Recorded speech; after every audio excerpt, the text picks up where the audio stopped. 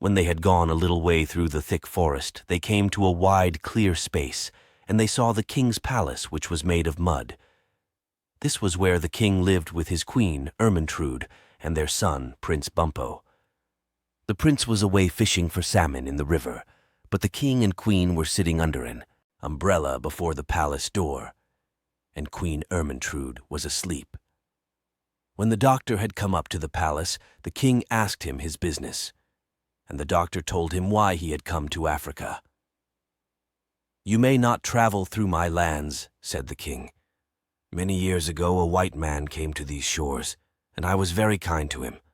But after he had dug holes in the ground to get the gold and killed all the elephants to get their ivory tusks, he went away secretly in his ship, without so much as saying, 'Thank you.' Never again shall a white man travel through the lands of Joliginki." Then the king turned to some of the black men who were standing near, and said, "Take away this medicine man with all his animals and lock them up in my strongest prison." So 6 of the black men led the doctor and all his pets away, and shut them up in a stone dungeon. The dungeon had only one little window, high up in the wall, with bars in it. And the door was strong and thick. Then they all grew very sad, and Gub-Gub the pig began to cry.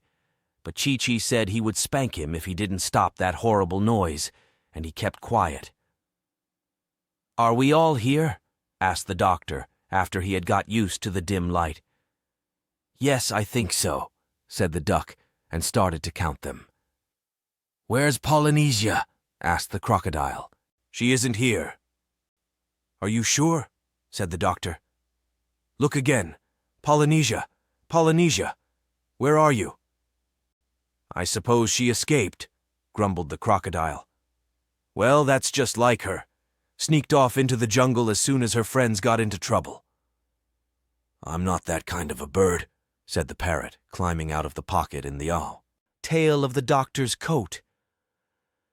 "You see, I'm small enough to get through the bars of that window, and I was afraid they would put me in a cage instead.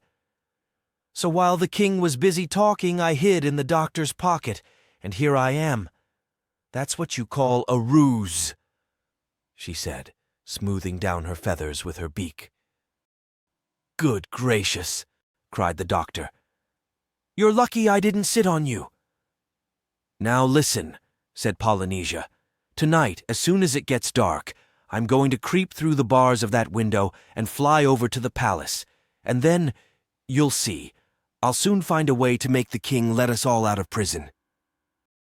"Oh, what can you do?" said Gub-Gub, turning up his nose and beginning to cry again. "You're only a bird." "Quite true," said the parrot, "but do not forget that although I am only a bird, I can talk like a man, and I know these people."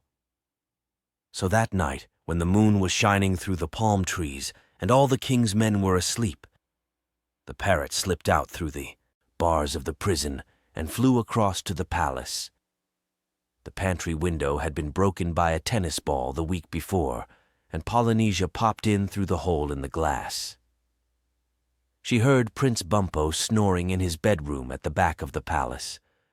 Then she tiptoed up the stairs till she came to the king's bedroom. She opened the door gently and peeped in. The queen was away at a dance that night at her cousin's, but the king was in bed fast asleep. Polynesia crept in very softly and got under the bed.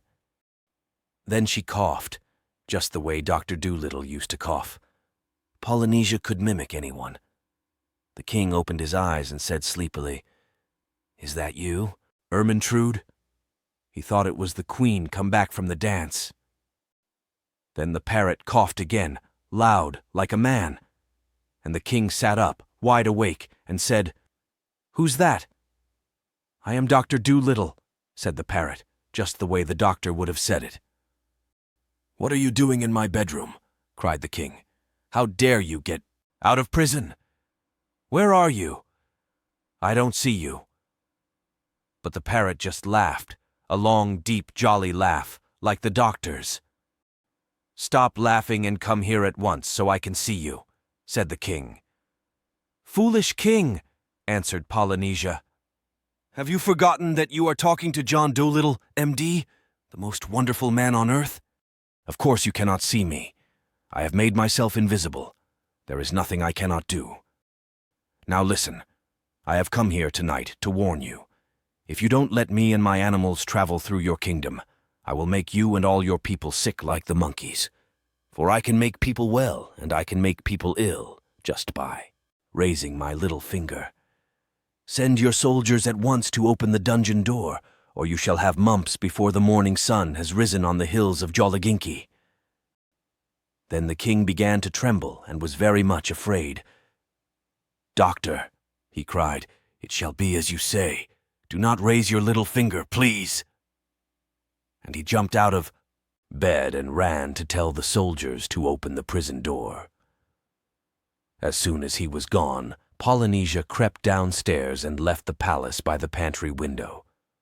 But the queen, who was just letting herself in at the back door with a latchkey, saw the parrot getting out through the broken glass, and when the king came back to bed, she told him what she had seen. Then the king understood that he had been tricked, and he was dreadfully angry. He hurried back to the prison at once, but he was too late. The door stood open.